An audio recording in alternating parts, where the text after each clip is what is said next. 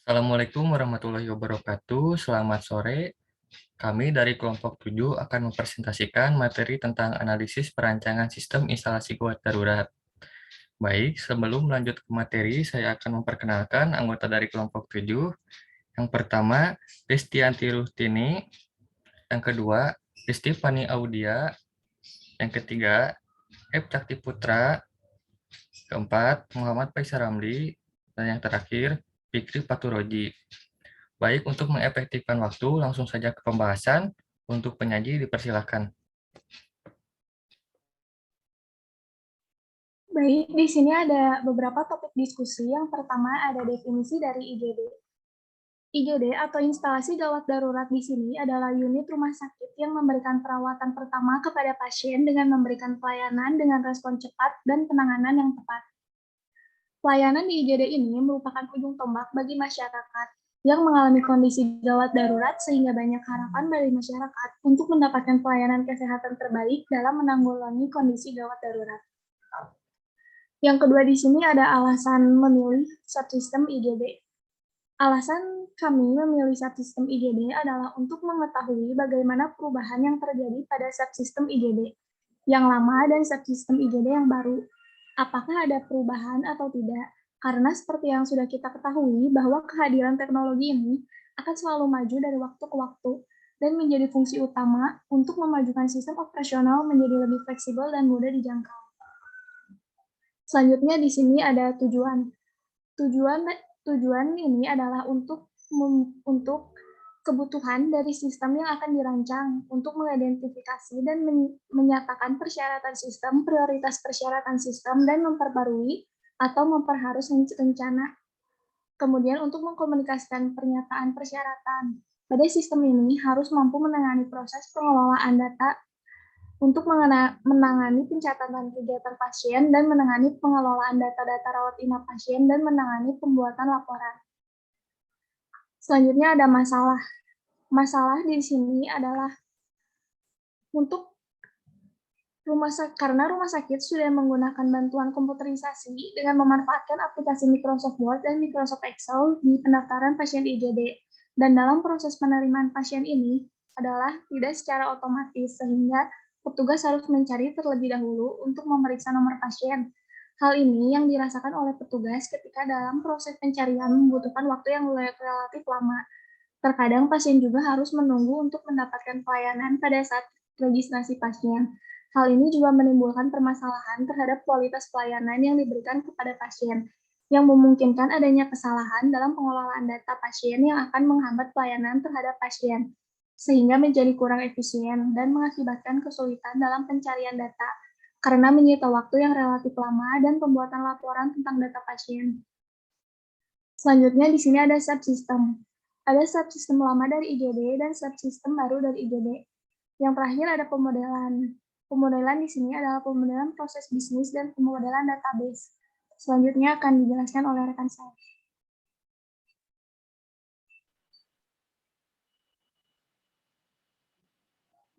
Yang selanjutnya, ada tahapan perencanaan sistem.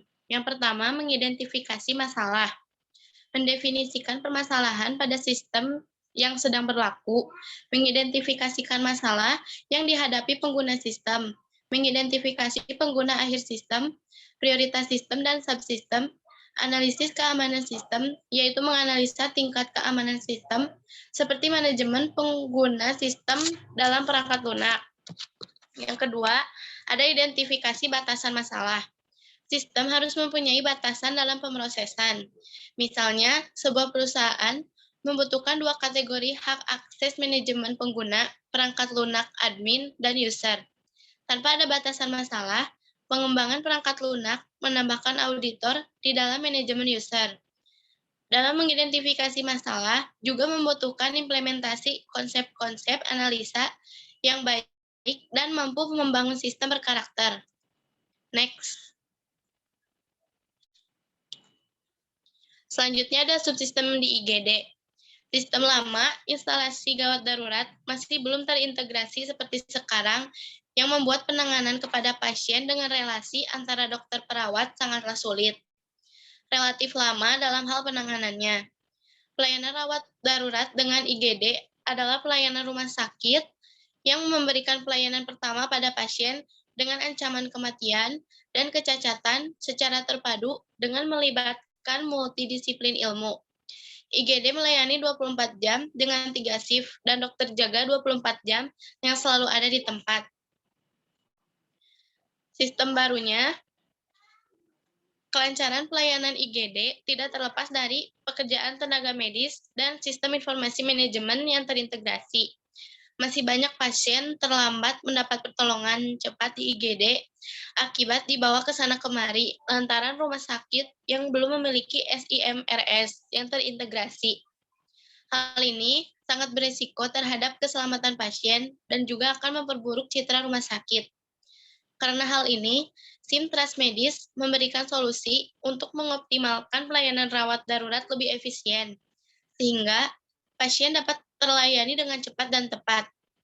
SIM Trasmedis memiliki modul rawat darurat yang memberikan peluang lebih banyak kepada pasien untuk mendapatkan pertolongan. Dengan modul rawat darurat Trasmedis, semua aktivitas yang dilakukan di IGD akan tercatat dan termonitor. Yang selanjutnya akan dijelaskan oleh rekan saya.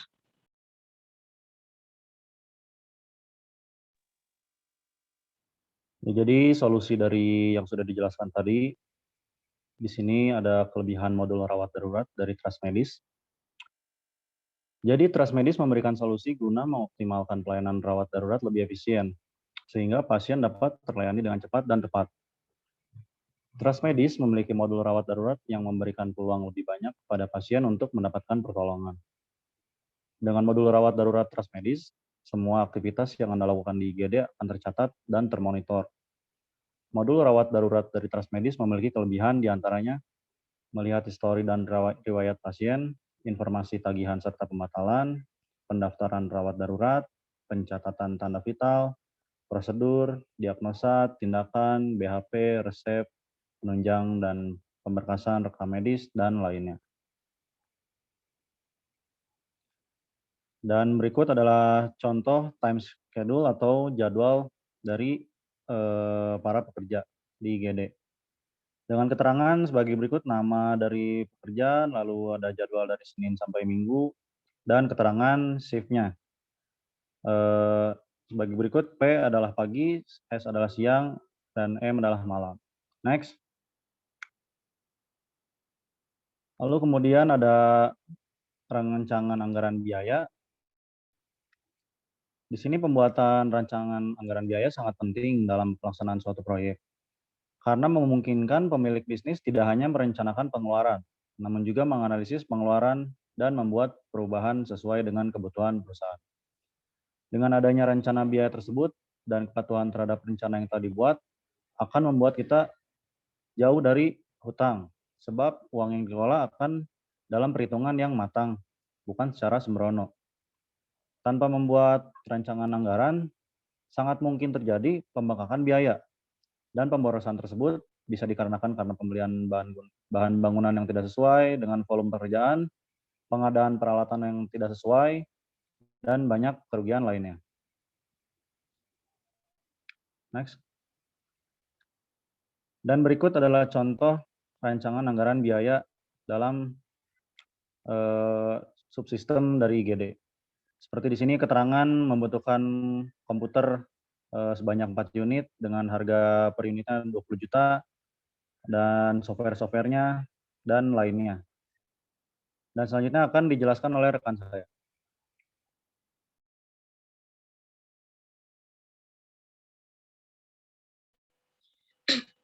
Yang selanjutnya di sini ada tools, REA, dan FC.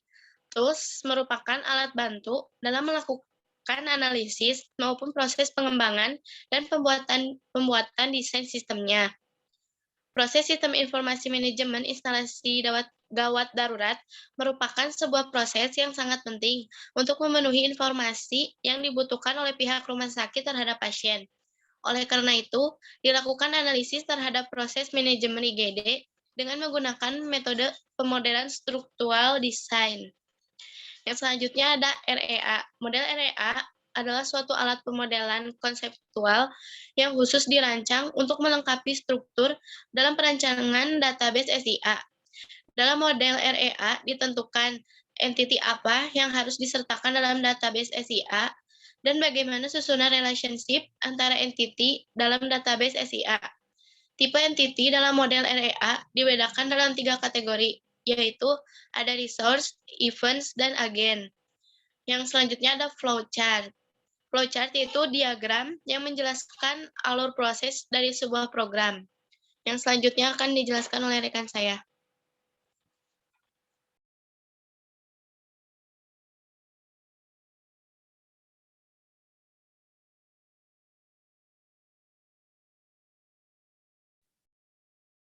Baik, akan saya lanjutkan. Pada bagian ini ada permodelan proses bisnis yang dapat dijabarkan dengan pasien dengan keadaan gawat atau tidak gawat datang ke IGD dan kemudian melakukan pendaftaran dengan mengisi 1 lembar form pendaftaran. Jika pasien tersebut pasien lama, maka pasien hanya menyerahkan kartu periksa atau menyebutkan nomor rekam medisnya saja. Sedangkan untuk pasien dari rujukan, pasien menyerahkan surat rujukan ke bagian pendaftaran dan dokter mempelajari surat rujukan tersebut sebelum dilakukan pemeriksaan. Pasien yang gawat dan tidak dapat mendaftarkan sendiri dapat didaftarkan oleh wali atau keluarga atau kerabat-kerabat terdekat.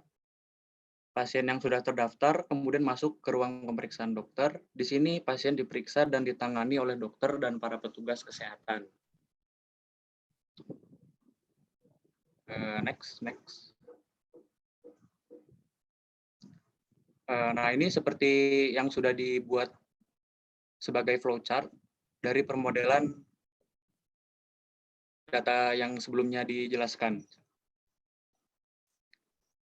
Next lagi.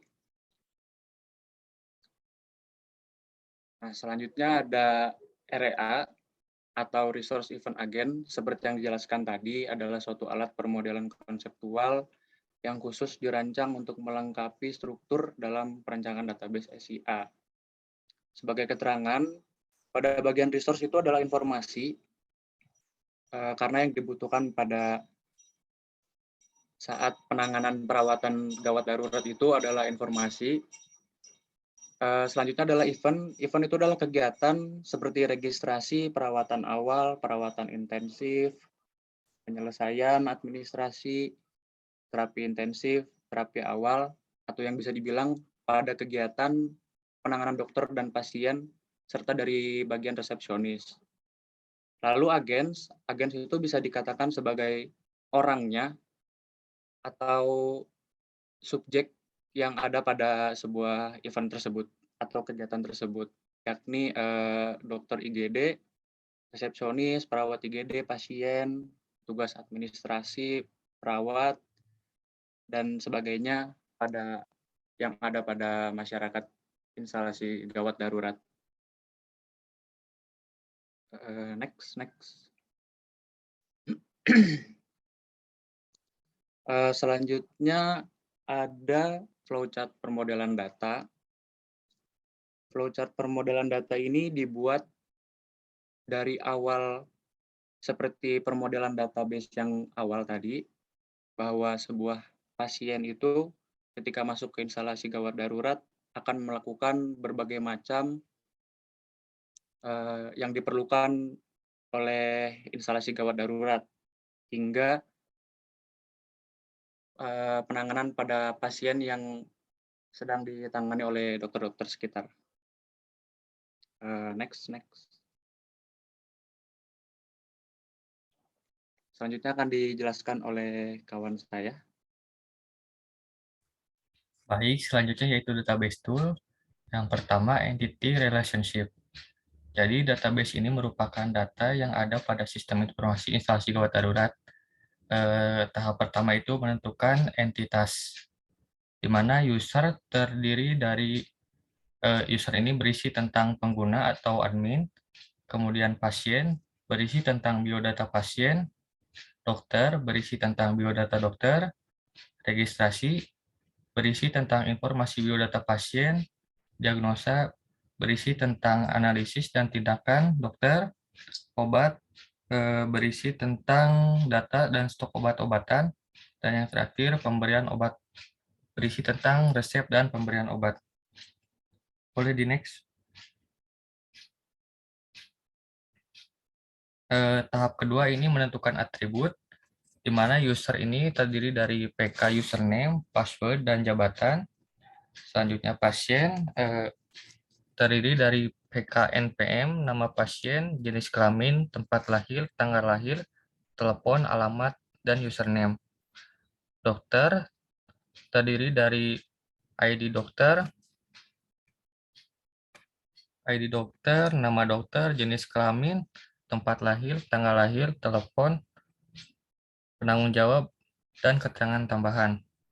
Kemudian diagnosa, ID registrasi, nama pasien, keterangan, ID diagnosa, ID dokter, diagnosa penyakit, tindakan, dan penggunaan.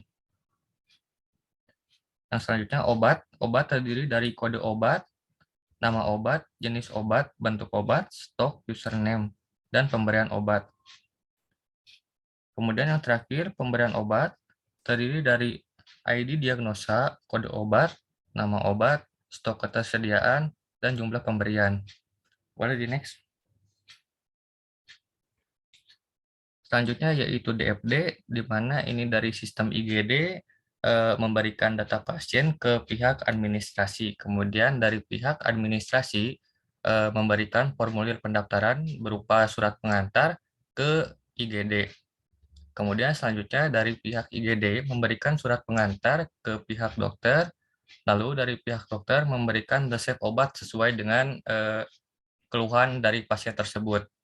Kemudian dari pihak IGD memberikan resep obat yang diberikan oleh dokter tadi ke pihak apotek.